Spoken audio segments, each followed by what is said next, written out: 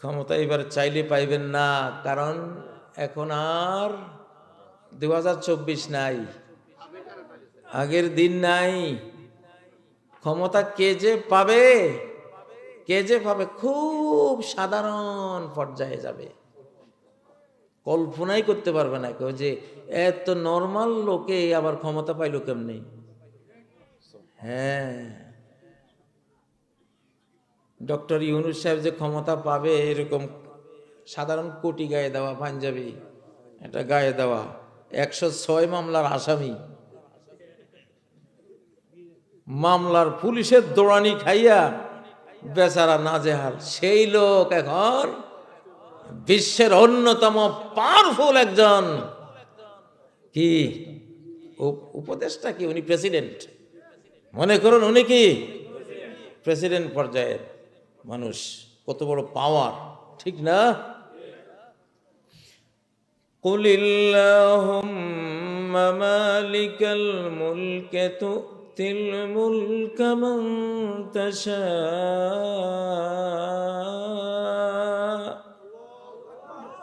বলো হে আল্লাহ, এই সাম্রাজ্যের মালিক তো তুমি, তোমার সাম্রাজ্য যাকে তুমি চাও তাকে তুমি দাও।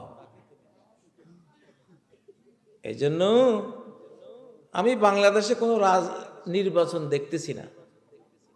আমার এই দুই নয়নে কোরআনিক জানালা দিয়ে যখন তাকাই, আবু হুরায়রার গোপন ব্যাগের ভিতর দিয়ে যখন দেখি, হাদিসের ভবিষ্যৎবাণীগুলি দিয়ে যখন দেখি, বাংলাদেশে কোনো নির্বাচন আমি দেখি না এখনো। আমি দেখি যুদ্ধ। কি দেখি? যুদ্ধ লেগেই তো আছে। 24 ঘন্টা বাংলাদেশ বিরোধী মিথ্যাচার, প্রোপাগান্ডা, বানোয়াট, সারা ওয়ার্ল্ডে ফার্স্ট হয়েছে ওরা বাংলাদেশ বিরোধী মিথ্যা প্রোপাগান্ডায়। এটা যুদ্ধ না। এই যুগে অস্ত্র যুদ্ধের চেয়ে টেলিভিশনের যুদ্ধ বড়, ফেসবুকের যুদ্ধ বড়, ইউটিউবের যুদ্ধ বড়, ইলেকট্রনিক মিডিয়া, পেপার পত্রিকা, মানে মিডিয়ার যুদ্ধটা অস্ত্র যুদ্ধের চেয়ে বড় এই যুগে। এটা নবীজি বলেছেন, আল-লিসানু ফিহা আশাদ্দু মিনাস সাইফ। এমন এক যুগ আসবে, সেই যুগে জিহ্বার ক্ষমতা তলোয়ারের চেয়ে বেশি হবে, কথার ক্ষমতা অস্ত্রের চেয়ে বেশি। তাহলে সেই যুদ্ধ তো চলছে না? আমি আলেম সমাজকে বলবো, আলেম সমাজ ইউনাইটেড হন। বাংলাদেশে যদি আলেমরা ঐক্যবদ্ধ হয়, সকল আলেম যদি ঐক্যবদ্ধ হয়, সাথে যদি ছাত্র সমন্বয়করা থাকে, সাথে যদি সরকারে যারা আছে, সেনাবাহিনীর সদস্যরা থাকে, এই দেশে কোরআন থেকে ক্ষমতা কেউ নিতে পারবে না ইনশাআল্লাহ। কোরআনের কাছেই ক্ষমতাটা আসবে। তো একটা প্রশ্নের জবাব দিয়ে রাখলাম, ক্ষমতা চাইলে বাবারা এবার ক্ষমতা পাইবে না। এটা আল্লাহর নিয়মে নাই। আল্লাহর আইন হলো, তুমি চাইলে তুমি অযোগ্য, বাদ, চাইতে পারবে না, আমি দেব। কে দেব? وَنُرِيدُ أَن نَّمُنَّ عَلَى الَّذِينَ اسْتُضْعِفُوا فِي الْأَرْضِ। আমার পরিকল্পনা, আমি পরিকল্পনা করেছি। সূরা আল কাসাসের 5 নম্বর আয়াত। আমি পরিকল্পনা করেছি, যাদেরকে হীনবল করা হয়েছে, দাবিয়ে রাখা হয়েছে, চাপিয়ে রাখা হয়েছে, দুর্বল করে রাখা হয়েছে, উইক করে রাখা হয়েছে, আমার পরিকল্পনা হলো এবার আমার ইহসান, দয়া, মায়া, স্নেহ আমি তাদের দিকে ঘোরাবো, তাদেরকে দেব। আল্লাহু আকবার। ওয়ানাজআলহুম আইম্মাহ, আমি তাদেরকে বিশ্ব নেতা, দেশের নেতা বানিয়ে দেব।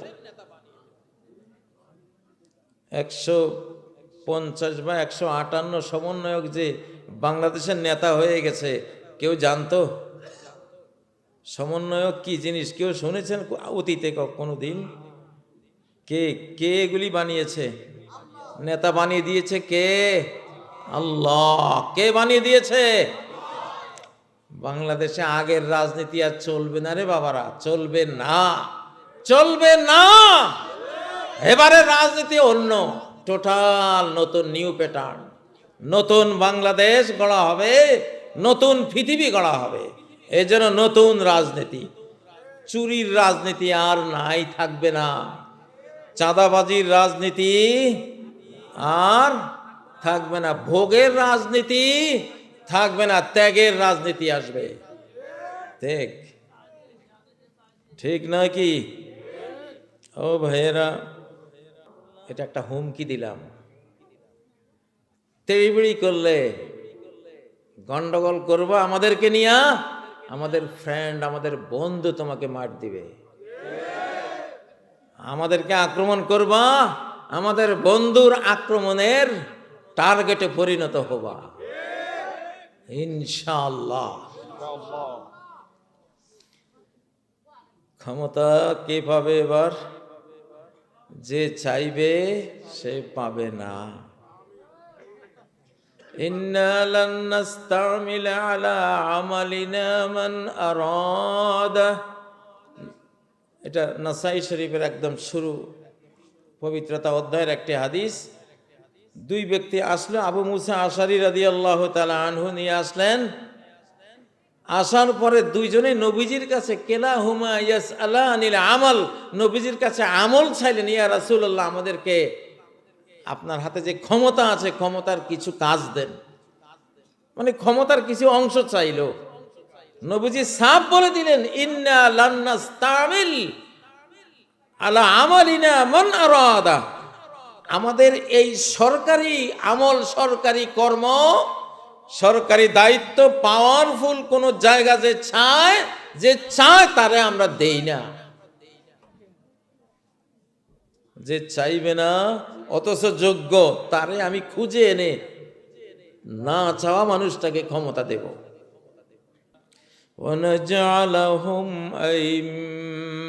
যেহেতু কেয়ামত খুব ঘনিয়ে এসেছে, তো কেয়ামতের আগে 50টা বছর তো খাঁটি ইসলাম দিয়ে গোটা বিশ্ব শাসন করা হবে। কয় বছর? 50 বছরের মতো সারা পৃথিবীর 7 মহাদেশ শাসন করা হবে। কি দিয়া? কোরআন দিয়া। সেই সময় তো আর বেশি বাকি নেই।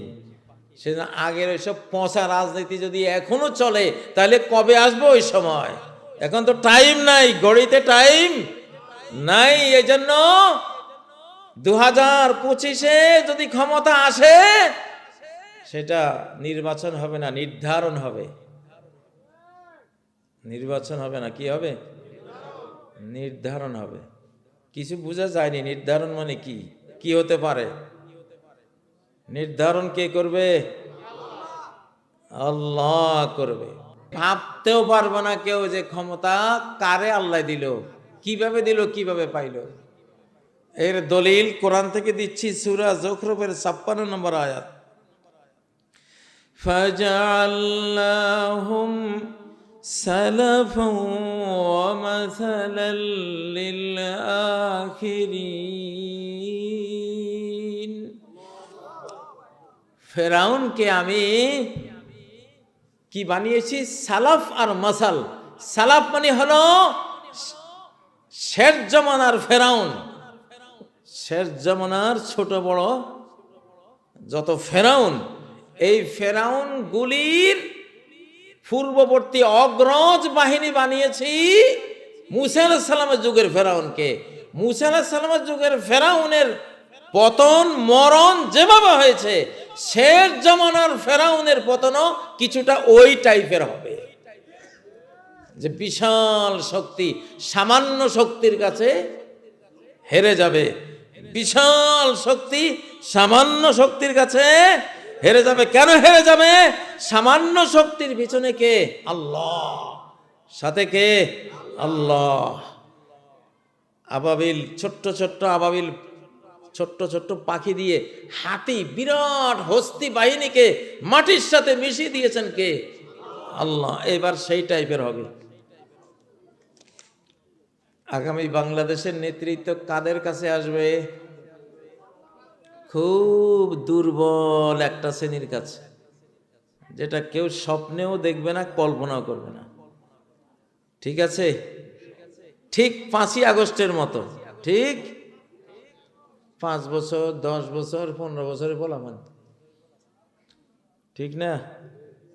20-22 বছরে পোলামান, প্রতিপক্ষকে বিশাল পুলিশ বাহিনী, প্রতিপক্ষকে বিশাল র্যাব বাহিনী, বিশাল বিজিবি বাহিনী, বিরাট সেনাবাহিনী, বিশাল আমলা বাহিনী, বিশাল ভারত প্রতিপক্ষ, ঠিক না? কল্পনা করা যায়? ঠিক আগামী দিনের ক্ষমতাও এই টাইপে আসবে ইনশাআল্লাহ, ইনশাআল্লাহ। এবারের ক্ষমতা আল্লাহ দেবেন, আপনারা পাবেন না, কেউ পাবেন না। আল্লাহর মনোনয়নে যে আসবে, আল্লাহ যাকে দেখবেন, চয়েস করবেন যে সে ত্যাগী হবে, ভোগী হবে না, সে ক্ষমতায় আসলে আমার কথা বলবে, নিজের কথা বলবে না। সে ক্ষমতায় আসলে লা ইলাহা ইল্লাল্লাহ মুহাম্মাদুর রাসূলুল্লাহ রাজনীতি করবে, সে ভারতীয় রাজনীতি করবে না।